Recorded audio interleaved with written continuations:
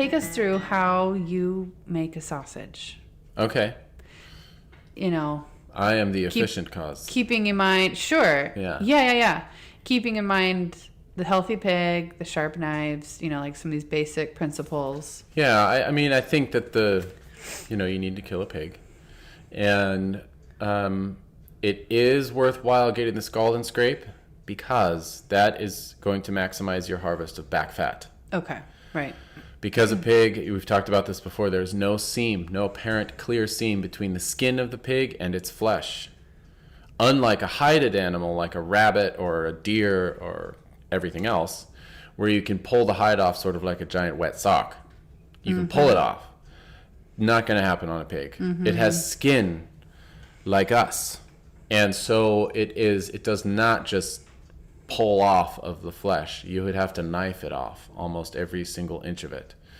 And if you're not going to knife it off, and your knife is sort of dull, if you're not going to cut the skin off right where it meets the fat, and your knife is dull, it's likely to fall into the nearest seam, right? The path of least resistance, which is the seam that separates not skin from fat, but back fat from the rest of the fat on the pig. Within the subcutaneous fat, under the skin of a pig, and just on top of its musculature, there are two kinds of fat. And I think you showed it in a recent podcast. Yeah, we did. Yeah. Okay, yeah. So it's the stuff just under the skin. And your knife will fall into that seam. More often than not, at least a humongous proportion of a pig's back fat will be removed upon the skinning of that pig, which is horrible. So horrible. It's very sad because that is the primary fat that you need.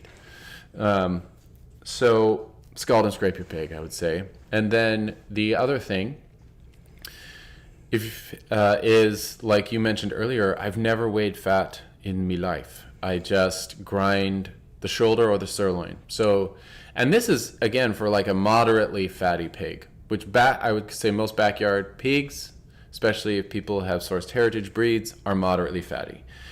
If you have sourced a lard pig, such as a cooney or an American guinea hog, and you've let them grow beyond 8 to 10 months, which you ought because they're very slow grazers or slow growers.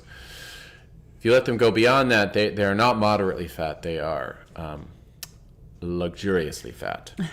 In which case, this might not quite apply. But for moderately fat pigs, you can safely skin the shoulder.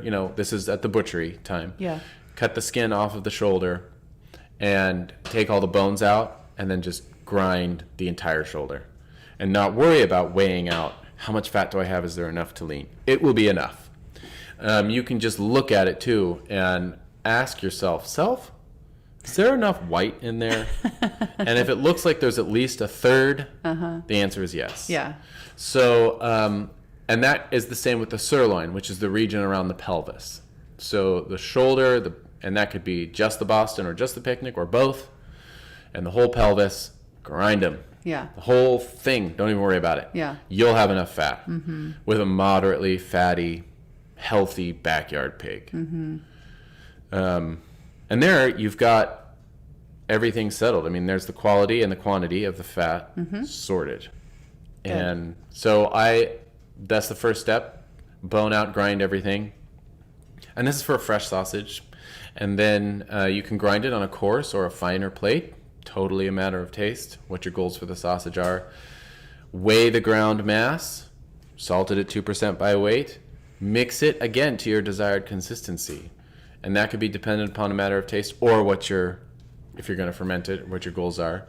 But usually you mix it until you achieve this condition called the myosin conversion, whereby the friction of your hands sort of triggers this enzyme that's already in the muscle with the combination of the maybe with the salt and other acidifying ingredients, begins to break down the protein binders. Yes. And the longer you grind it, the more pasty it will become. Okay.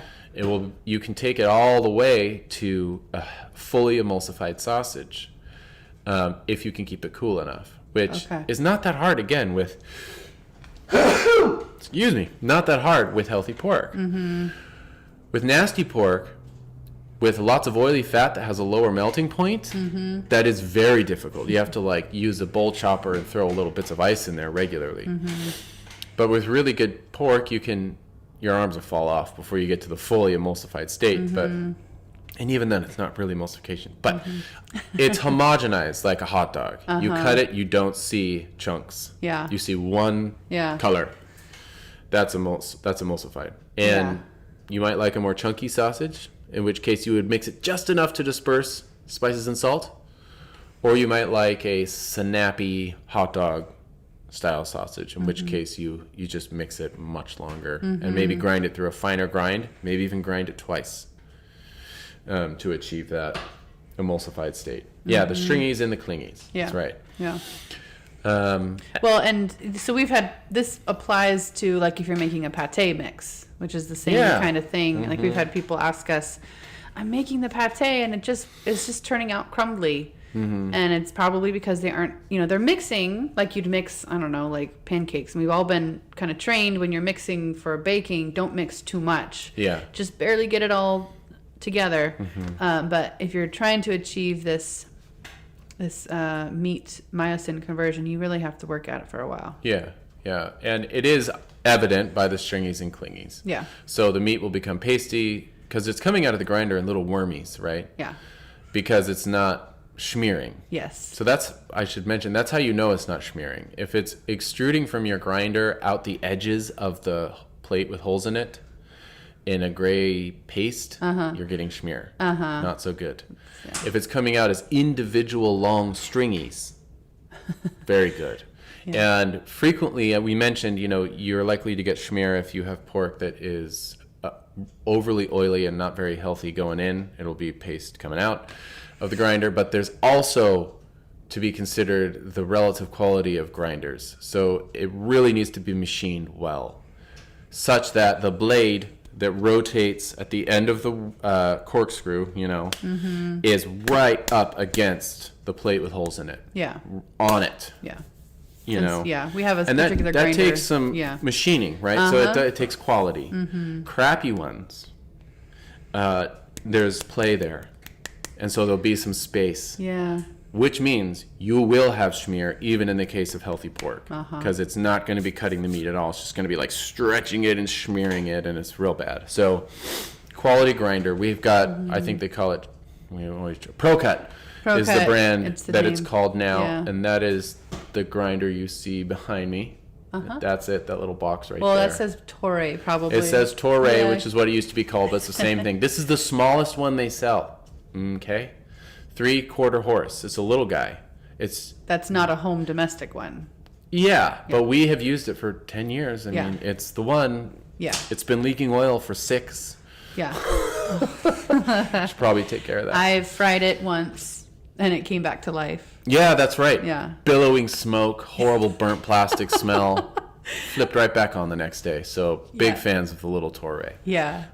We have all of our sausage tool kit outlined inside our membership as well. Yes. So that's another little check out there for the stuffer, the pricker, even the casings where we get them. All of that stuff is inside membership. Oh yeah, but I was going to describe the stringies and the clingies. So when you get that emulsification, which is more of a suspension, I think, accurately so called, because it's little bits of protein surrounding fat molecules. They're not actually homogenizing. Okay. But that is neither here nor there. No, that's... What is important is the stringies and the clingies, which you see and feel like it will be clinging to you. It'll be pasting and sticking to your hands. And when you pull, you grab a ball of it and you pull it apart with your 2 hands, you'll see little stringies. It is transforming before your eyes. You can feel the transformation. Yeah, and again, how much you do that is a matter of personal taste. If you intend to ferment the sausage, you're going to want to bind as much water as you can. And the binding of the water, the available water, happens the more you mix it. Yeah. The proteins break down and they bind water.